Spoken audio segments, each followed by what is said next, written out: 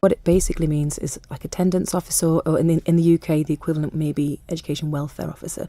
So our job is to get young people who aren't in education back into education, whatever that may mean for that person, and working with all the relevant agencies to ensure that the support that they get is there for them, to ensure that happens, if you know what I mean. So, Grainne, we're talking about the importance of school attendance. Just how much of an issue is non-attendance over here? Probably on a sliding scale, if you say that there are probably about 1,000 children in every school year, so if there's 14 years of school, that's about 15,000 children. And probably the attendance for the majority of children is absolutely fine. It's never been an issue. But for some children, it really is a bit more of a struggle. And I think that some of the numbers are increasing and have been slowly over the last few years. There's 180 days that children are expected to be in school. And, you know, that means that there's at least 175 kind of other days to do all the things that families like to do, go on holiday, go shopping, all of that kind of thing. So it's about balance again. How do we compare with the UK when it comes to attendance figures? Well, I think when I was looking at some of the figures, our attendance was actually quite just a little bit lower, a couple of percent. So our average attendance is around the 94 mark when I looked at it last year, whereas most places some of the places, authorities that I looked at in the UK were hitting around 96. 95, 96. And if you think that 95% attendance is still 10 days absence a year. So, you know, if you put it in that kind of perspective, if you've been off for a week with flu, that's one thing. But then if you're off again for a couple of other days, maybe for a family funeral, maybe there's been another event or something's happened within, it's quite easy sometimes to build up to that kind of those numbers of days off, and lessons are not repeated. There will be some parents listening though, and their children fall into the category of having perhaps a long-term illness, and I just wonder what sort of support is available for people in that sort of situation. Yeah, lots of things really. We can help make referrals to PCI, which will help support young people who suffer from long-term illnesses, and also signposting is kind of our job to make sure all the relevant people are involved for that young person. So it's a guess of what's the story, what's the situation, and then just making sure they're supported fully so they can access education of whatever that may mean for that young person, because it is individual for every different child that we work with. So everyone who's referred to our service we will look at on an individual basis and sort of create a package really for that person. It's not one size fits all, and there's plenty of reasons why people don't attend school. So our job is to liaise with everyone and to make sure that we know what's going on, and then we can best support them really.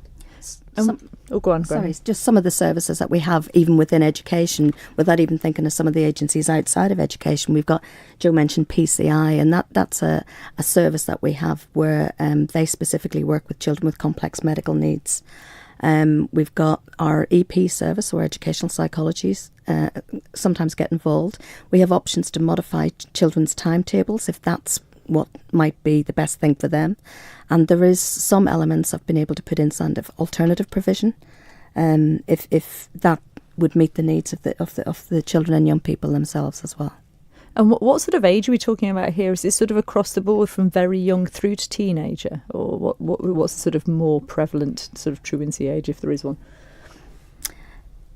I would suggest that probably the larger numbers are in the adolescent population, so our secondary population, but that doesn't mean that there aren't some concerns about some of our children in primary school.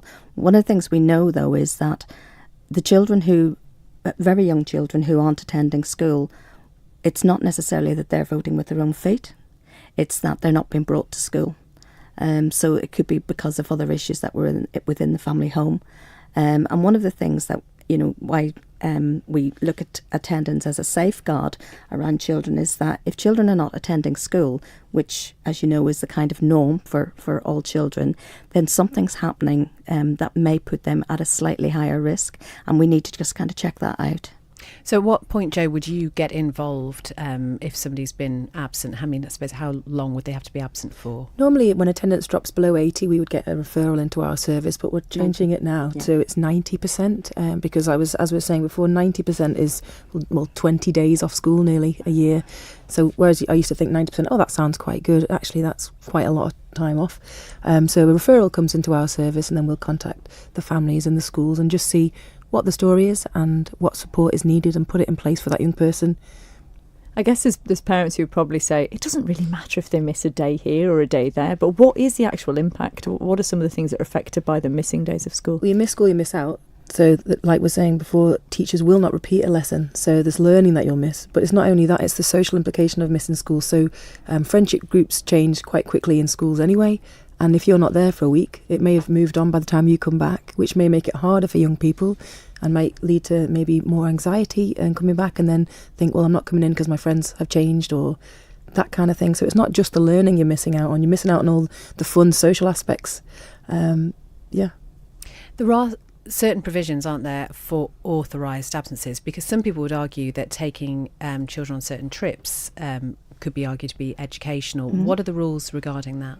As far as I can understand is that each head teacher has discretion to authorise up to 10 days leave or absence per year, but it is purely at the discretion of that head teacher. So, for example, if your child's in year 1, that might not have such a big impact, but if your child's in year 10 or 11, that really is right in the middle of the exam curriculum. It really would probably have an impact on that child's learning. And one of the things that we really do know is that attendance, there is a direct correlation between attainment and attendance at school and how well children do. And how, with regards to, I'm picking up something you said at the top of the show, actually, where we were sort of talking about maybe some of the trivial reasons why kids might not come in, and we said something like, they might say they haven't got the right trousers or something. Made me think, actually, is there, how many kids on the island would potentially not be going in because they're concerned about being bullied? Because although it sounds trivial, the idea of, not the right trousers, that could be linked with an image thing, and how, maybe the other kids were sort of picking up on the fact that they didn't have the latest bit of kit or whatever, or the best trainers or that sort of thing. Is that a problem over here? Sometimes.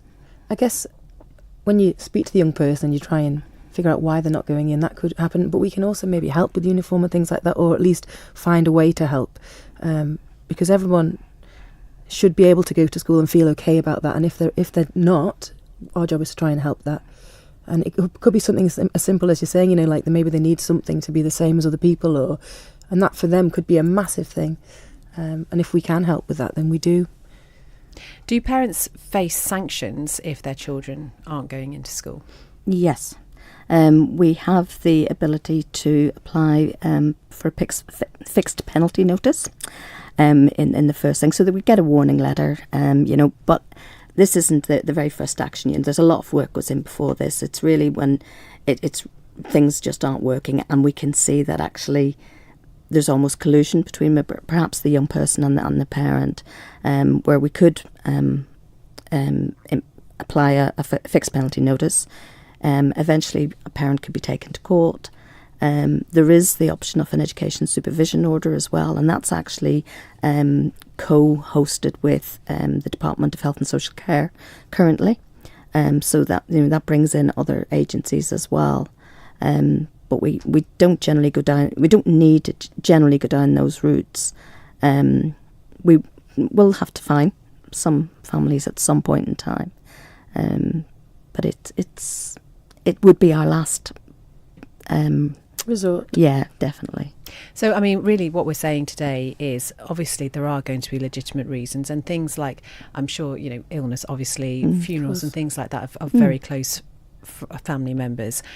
But those other reasons, you might think that you are rewarding your child by letting them have a day off for their birthday, for example. That sort of thing is really being discouraged. Absolutely. As I said, we do, as Joe mentioned, it's miss school, miss out.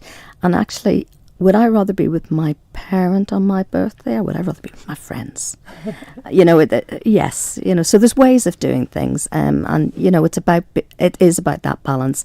And certainly when a head teacher would be making that decision as to whether to authorise leave, they would be looking at how, you know, if somebody's attendance is really, really poor already, by authorising a further 10 days for holiday really is going to impact further on that child. And it's about, you know, where does the I don't know, what's going to be best for that child, really. And we've got to remember that children are schools' customers, not their parents. It's an interesting way of looking at it, isn't it? I'm sure some parents listening will be particularly thinking about the holiday thing. We all know how much the prices are. Oh, absolutely. Are hiked, I understand. But that's a universal problem, I guess, isn't it? Yeah. I mean, it is a universal problem. It's no different to, you know, holiday prices going up for everybody at TT time or festival motorcycling. And actually, staying that, I had a staycation this year and it was amazing. Yeah. We didn't go away. We stayed on the island and it was incredible to like be a tourist in your own sort of backyard. I loved it. So you don't always have to go on holiday. I'm not saying never go on holiday, but I'm just saying we live in a beautiful place, even though it's a bit dark today. Still beautiful. Yeah, it really is.